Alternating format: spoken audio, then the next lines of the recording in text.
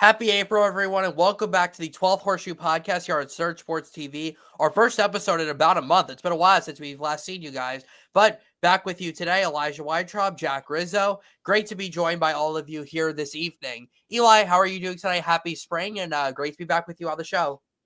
Great to be back with you, Jack, and we have a great show ahead. Let's get it all started. Yep, absolutely. Well, it certainly feels like April, Eli, with all the up and down weather we've had. You know, last week was beautiful for most of the week in the 70s, and this week we've had rain. It's in the 40s today. It's absolutely freezing.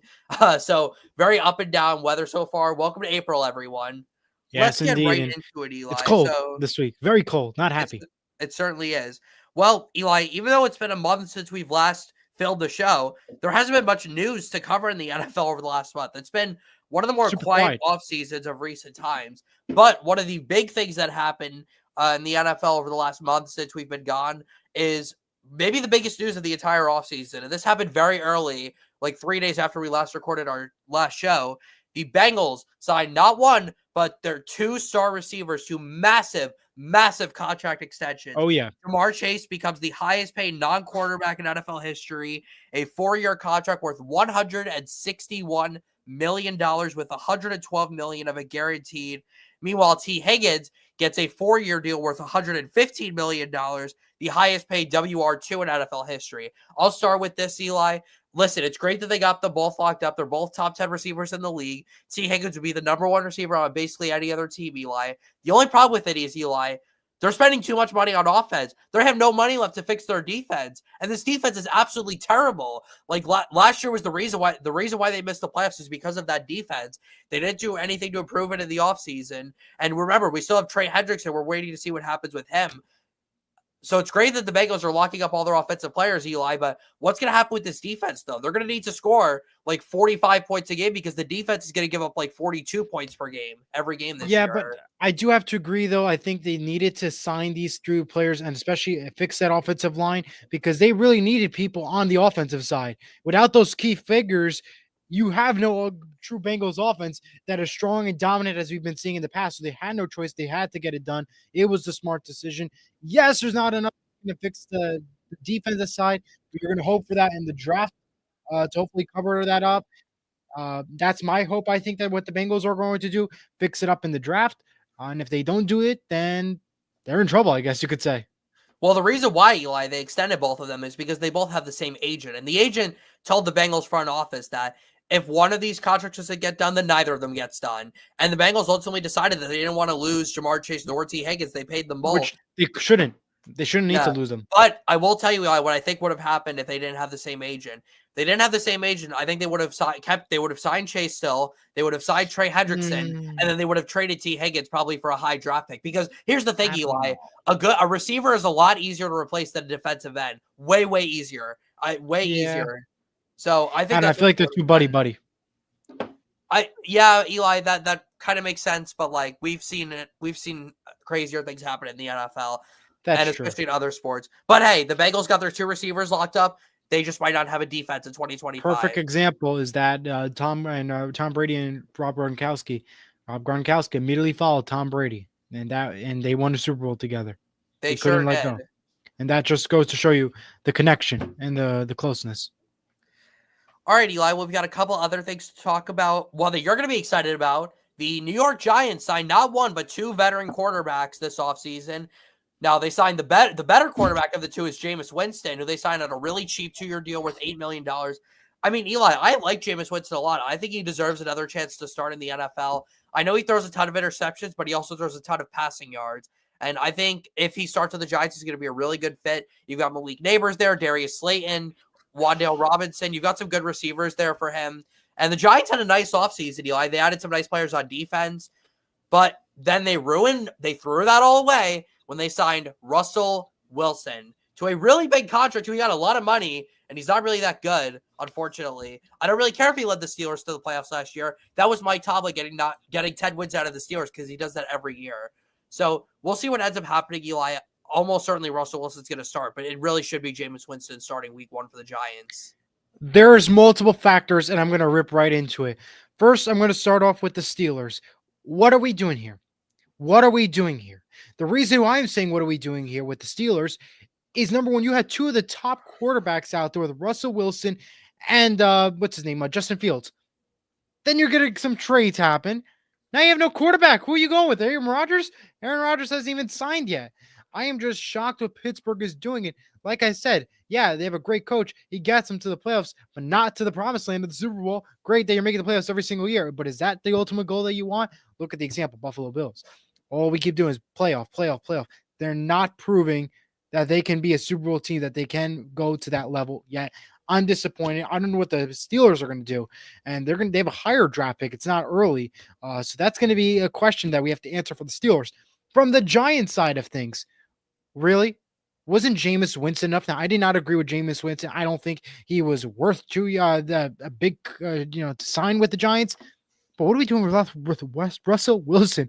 A 1 year, $21 million when you just signed Jameis Winston to a 2 year, $8 million deal. On top of that, you have the 3rd round pick in this year's draft. What are we doing here? What are we doing here? You're telling me you just signed Tommy DeVito, re-signed to a rights deal. You get Jameis Winston for a 2 year, $8 million deal. Then you get Russell Wilson. What are we doing here? What are we doing here? Russell Wilson's likely going to start. It's probably not going to be a successful season for the New York Giants. I could just see it, because what are they going to do with this pick in the 3rd round? They're going to mess it up, and every Giants fan is going to go, "Oh, you're kidding me? You just had a 3rd round pick, and this is what you get." This is what I personally think. They have no shot of winning the division personally. This was even before the Russell Wilson signing. And this is what we're going with: a 1 year, $21 million deal. Jameis Winston, 2 year, $8 million deal. Are we kidding me? Really?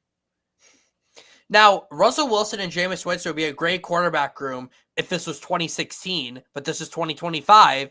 And yeah, it's going to be a disaster, Eli. The Giants defense, though, quietly very good, in my opinion. But the offense is going to completely deter anything that the defense accomplishes this year, because it's just that bad. I feel bad for Malik Neighbors. I really do, because he's an incredible player. Not just that, not just Malik. You have the 3rd round pick in the draft. How about that poor guy who comes onto the team?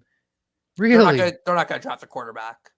I hope not. And if they do, they're going to be the dumbest organization I've ever met, signing not 1, not 2, not 3, but 4 quarterbacks, if you count Tommy DeVito, Jameis Winston, and Russell Wilson. No, they need to draft. They need to draft literally anybody else would be a great pick, not a quarterback, and especially not Shedeur Sanders. Please don't do that. I'm gonna get mad on it. Well, during our show, if the Giants draft a quarterback, I might actually freak out if that actually happens. I don't even root for the Giants either. Show right there. How about that? But if they draft a quarterback, I might freak out on the show. I don't even know. Like, we'll just end the show and give up. I might just rip apart all my notes. I don't even know. I'll be pretty mad. That'd be awesome. I can't wait for that to happen. All right. Well, so that's really the majority of the big news that's happened. We've had some smaller news. Yeah, we've had some retirements. Guys like Julio Jones, Terran Armstead, a couple others all hanging up the cleats. Finally, Ravens. Yeah, go ahead, Eli. Yeah, Ravens, they extend head coach John Harbaugh for a 3 year deal. I don't like that. Signed Stephon Diggs to a 3 year, $69 million deal. That was crazy. That was announced just a couple days ago. We know that he's not going to. We know that he's not going to complain about not getting targets anymore, because he's literally the only receiver they have. So, Brandon Ingram announced retirement. Cooper Rush signs with the Ravens for 2 year, $12 million deal. I guess to be a backup. Singletary gets a 3 year, $90 million deal with the Texans. And that. Oh, and the rule changes. That's the biggest thing. The rule changes. Overtime rules. They announced that changed the overtime regular season rules. Both teams will now get to possess the ball. 10-minute overtime rules still apply, but now both teams get to possess. Have to be done. Smart move by the NFL. No other qualifications, adjustments to say. I hate games being decided by a court flip. Finally, a good rule change by the NFL. And the other one is we'll be using AI or technology to determine the first downs instead of the chain crew. Not a big fan of that one. Personally, you're taking away jobs. Yes, there's still gonna be a sideline this year, but come on, man. This is just no. I don't care about I don't care about taking away jobs. They're still going to be on the sidelines. They're just going to be his backup and not actually doing it. Yeah, I don't know. I really think that they need to stick to the chain crew. We couldn't get it right with the chain crew. What makes technology any better? That's just how I Do we feel. want Gene's territory out there with the index card again? I don't think so. So it's a good rule change. But yeah, but how I can don't you care about no technology. So let me ask you this, Eli. If you're against that, are you also against the robo umps in Major League Baseball? the robo? Yes, absolutely. Okay, good. So Absolutely. okay. At least you're consistent. You agree with that. Fair enough. I agree, 100%. I don't like the robots. I think you're taking away human jobs. Number one, and second thing is if the humans can't perfect and get it right, what makes the robot any better? Personally, robots are not always accurate, not always right either. They're not. Just Nope. keep the humans better. Like from a standpoint, like when you're at the game and stuff, you have to rely on technology. When you're on the field, you look right away to the chain crew and say, okay, well, this is a first down or not. You have to now look at a jumbotron to find out if it's a first down. Are you kidding me? Like, really? Like, that's just how I feel about it. Yeah, no, that's a fair assessment. Yeah. And then we had the replay system has been advanced now, so Which is good. Yeah, for example, like if there's like a face mask penalty that's not a penalty, I'm glad that they have more authority now to overturn that. Absolutely. And the other one was now that the kickoffs are going to come from the 30 to the 35. And the reason why they're doing this is because they want the kickers to kick it in the field of play. They want to see more returns. I hate the rule. Just go back to the old kickoff rules with the touchback at the 25. That was fine. Now you're at the 35, one first down. You're Yeah. basically at midfield. It's ridiculous. I agree 100%. I don't like this rule at all. You need to go back to the old because now what's going to happen is you're going to just keep on scoring. And now the purpose I believe that they're doing this for is for betting, not because of the kickers and see more action stuff. It's all for betting, really. Can you go over 45 points in a game? Can you do this? Can you do that? That's all it's for. You're going to see the NFL be like the NBA. They're going to be scoring a lot more touchdowns, a lot more points now. That's how it's going to be. The NFL is going to be turning into the NBA in terms of its scoring system. What Yeah. happened to going to touchback 25 and you play real football? What is this? I College football still totally has it. agree. What's going on here? I totally agree. I thought like just fair catch it. You're at the 25. The NFL did that for 1 year and then they decided to get rid of it for whatever reason. Are they trying to prevent injuries though? Don't these returns create more injuries? Just saying. I agree. They do. They're trying to ban the You're tush just standing push. there. They're trying to ban the tush push, which is already The ridiculous. tush push is fine. Yeah, exactly. Tush push is fine. Let it be. And these teams don't care about safety. They want it to be banned because they can't stop it. You have a Right. You know the offense and the defense have the same number of players on the field, right? So the defense has to figure out how to stop it. I mean, we've seen like the Chiefs be able to stop the tush push with Buffalo. So that's the only purpose is to not be able to stop the ball. But I agree 100%. You can't stop it. There's nothing you can do. You should not be banning it. The whole purpose of football is you're going to get hurt. You're going to play well. You're going to have some ups and downs. That's what it's all going to be about, personally. Exactly. Every play is an injury risk. Not every single play in the game of football is an injury risk, okay? These guys If you're going to consider safety as a factor, then don't play football. Exactly. Personally. Go to two-hand I hate to be rude, but don't play football. Because you're likely going to get hurt no matter what play. Everybody gets hurt. You're not Rudy, like you're factual. And go to two-hand touch football if that's how we're going to play. Right. It's not much different. Play NBA basketball. Yep. Well, that's really it for the NFL news, but we don't want the show to be too short. So let's dive in for a rare time into some other sporting news around the league. We'll start off with college basketball. The national championship games were this past weekend. We'll start off with the women's side. The UConn Huskies winning their 12th national championship. Gino Auriemma, 12-time national champion. That is absolutely crazy. And the Huskies, not only did they win the championship, they won by 30 points over South Carolina, who is really, really good this year. Yeah, so give credit to Auriemma. Paige Beckers gets her ring. The Huskies had a great team, and they are now back-to-back national champions when you combine the men's and the women's side. Great for the Huskies. Very good win, representing the Big East. What a great game, though. Fortunately, not the way South Carolina wanted. 8 million people watched the game, if I'm not mistaken. That's incredible right there. Congrats on the win, UConn. Meanwhile, on the men's side, the Florida Gators won the I national forget about the championship for men. the third time. Their third championship. Todd Golden, the youngest coach since 1983 to win a college basketball national championship. They defeated the Houston Cougars 65-63. Interesting last sequence where Houston couldn't get a shot off, and the Gators win the championship, Eli, and it was well deserved. It's crazy. Yeah, They had I think it was four straight comeback wins or four straight comeback wins, I believe, to that is end correct. the tournament, or five. I don't even know. It was a lot of comeback wins though at the end, and they win their championship. But good for them. They're a great team, and they deserve it 100%. Absolutely, they deserve it 100%. But this tournament was very boring. I'm so glad I picked Florida 2 in my original bracket, but it was boring. And I think a lot of it has to do with the NIL. Now, because the NIL, you have teams going to bigger schools. And now that gives the little schools no opportunity to go far to succeed. We had no big upsets. The only big upset, I guess you could say, was Arkansas over St. John's, the 10 seed over the 2 seed. That was pretty much the biggest upset of March Madness this entire tournament. I think the NIL has a lot to do with it. And the NIL is also affecting D1 schools. St. Francis, the Red Flash of Pennsylvania, they're now switching to D3 athletics. They're leaving D1 and the Northeast Conference to go to D3. And that is all because of the NIL. It's a big factor into it. That is unbelievable. I did not know that. Going to D3 is absolutely mind-blowing. Not just now one division, now two divisions is absolutely crazy. Yeah, you could see my monologue on Sports and Mano for the full monologue, but I will just brief it. So basically, the state in a statement it came out March 25th, but it blew up last week. St. Francis announced that they're going from D1 to D3. The reason why, transfer portal, the NIL, it's a big factor into this. Now, keep in mind, they just competed in the first four in March Madness, and now they won. Yes, and they nearly won that game, but no, they didn't, and they decided, well, we're going to go to D3 because we cannot personally afford it. We want to continue to stick to our Catholic institutional models, and they want to focus more athletic-wise, non-related to the NCAA and all that legal stuff, because now it's just getting out of hand with the money and how you could pay. And you're asking for so much money, these players, that they cannot afford it. It's not even worth it. The students reacted by crying, shocked, and disappointed.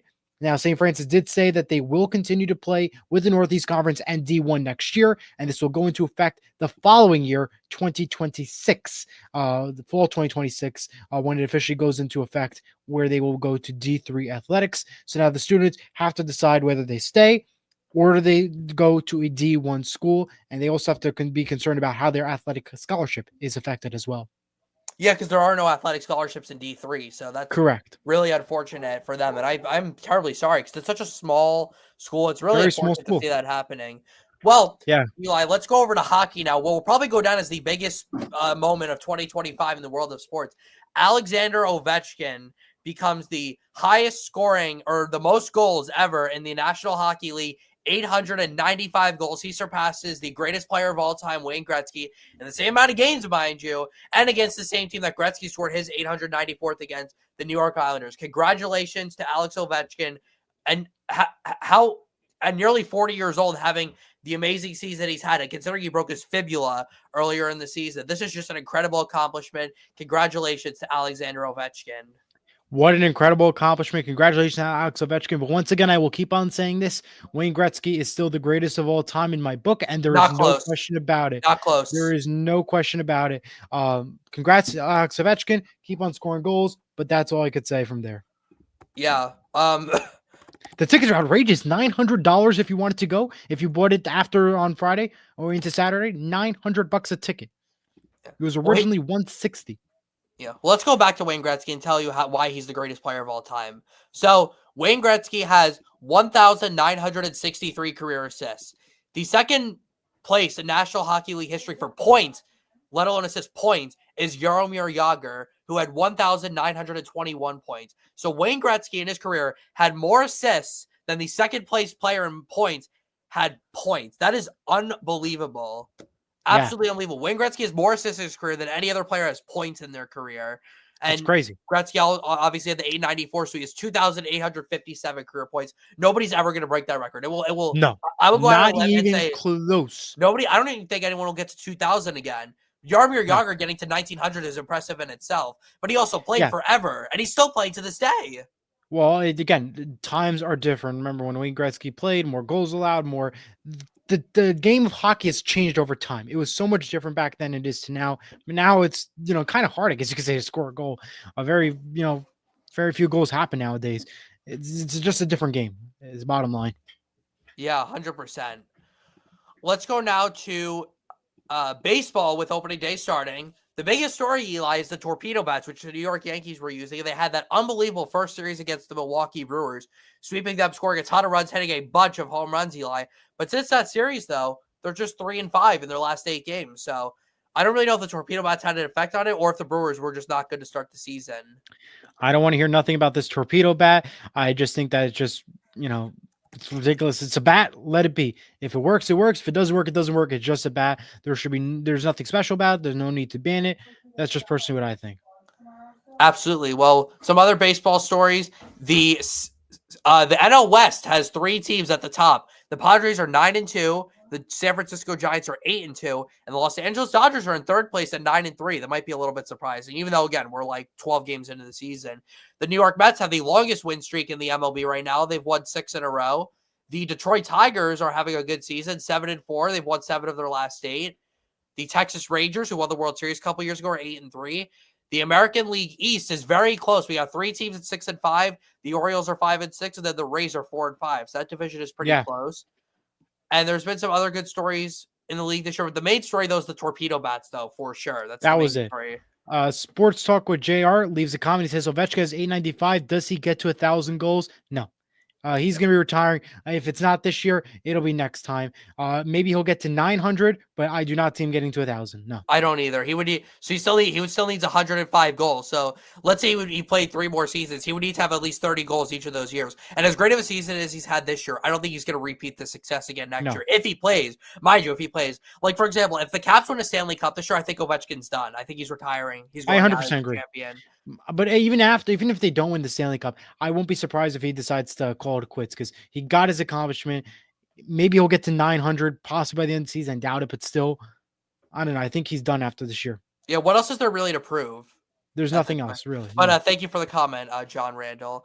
So the final thing we'll talk about, Eli, we'll get into some golf now. We'll talk about the Masters, which is the most prestigious tournament in the game of golf every year, taking place this weekend, Thursday through Sunday, at Augusta National in Augusta, Georgia. Now, fun fact about the Masters, Eli, Jim Nantz, who has been the voice of the Masters for well over 2 decades at this point, announced that he will be retiring from the Masters in 2036. This has to be the earliest, Eli, that someone has ever announced their retirement. 11 years in advance? Like, ridiculous. Kind of crazy. I lost respect. Well, no, the reason why, though, is because 2036 will be the 100th annual Masters. So I guess that's why. And it'll be his 51st time calling the Masters. Yeah. He certainly gave us a heads up. I don't think it should be losing respect. There's nothing disrespectful. I mean, I don't know if I lose respect, but it's just like, come on, really? Like, too early. Just you don't need to say this out loud. Just let us enjoy the game. Let him just Well, someone might have asked him, and then they put it out there. Maybe he didn't want it out there. We don't know. Yeah, who knows? But anyways, who do you think is winning the Masters this year, Eli? Scotty Scheffler won last year. Who's going to win this year? I had my top 3 picks were Scotty Scheffler, Rory McIlroy, and Colin. I forgot the last name, but Morikawa. There you go. Mm-hmm. Who do you think out of those 3 though has the best shot? I think Scotty. Okay, so that would be 3 and 4 years for him. It's hard to win the Masters once, let alone 2 or 3. Well, Tiger Woods won it 5 times. But he's a heavy favorite. Yeah, Phil Mickelson won 3 times. Jack Nicklaus won, I think, 5 or 6 times.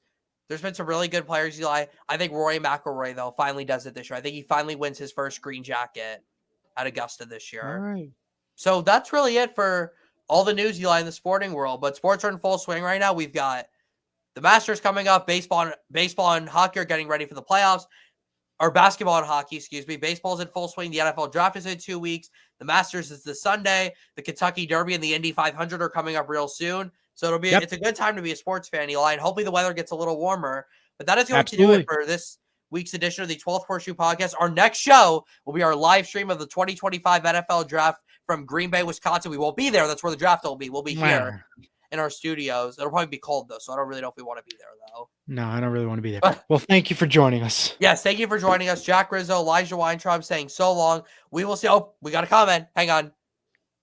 From Sports Talk with John Randall. What do you all think of the Jordan Lewis signing for Jacksonville?